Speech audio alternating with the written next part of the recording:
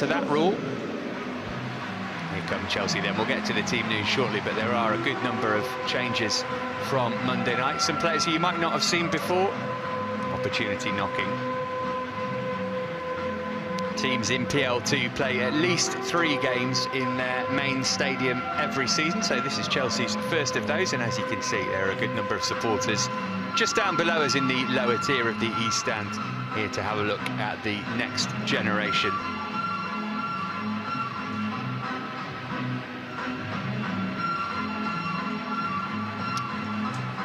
Mentioned Chelsea changes. Teddy Sharman-Lowe starts in goal, the 18-year-old. This is his first appearance at PL2. He's had some injury problems. Was on loan at his first club, Burton, last season. Elsewhere, Harvey Vale, who got that brace, he starts again. And Tommy mentioned Jaden Wareham, only 18 years old, off the bench for the last 10 minutes against Tottenham. He has scored at first-team level for Woking. Looking forward to seeing what he can bring. Xavier Mbayamba wears the captain's armband tonight. Sam McClelland is on the bench. He was the skipper on Monday. Manchester United, a few names you'll know here.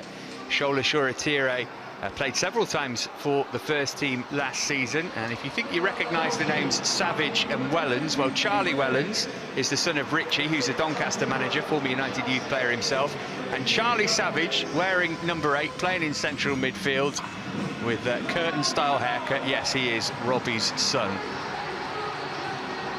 Just the 4 subs that United have named tonight. Chelsea got Jude Soonsup-Bell on the bench, which is good, but there is Jaden Wareham.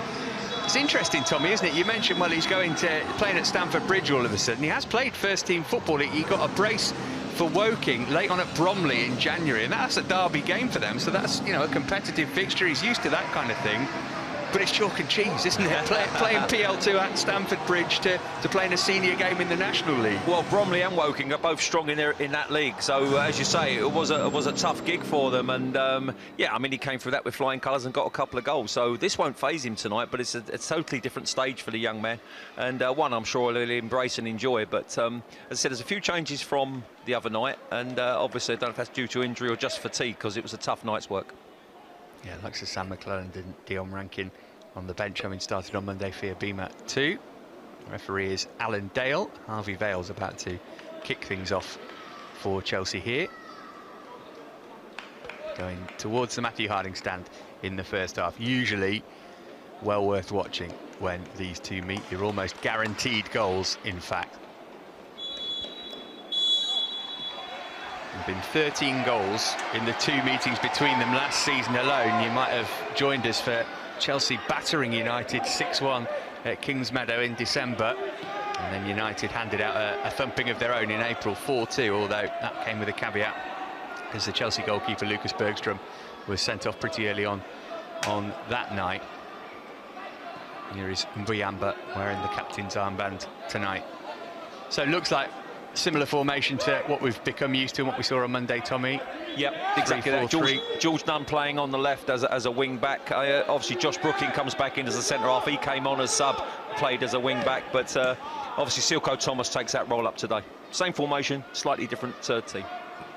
Here's Alvaro Fernandez. You'll have seen him play against Chelsea a couple of times before. He was a PL2 regular last season. This is Hugo Earth, Dutchman, sending across him, which is repelled pretty comfortably by Mbuyamba.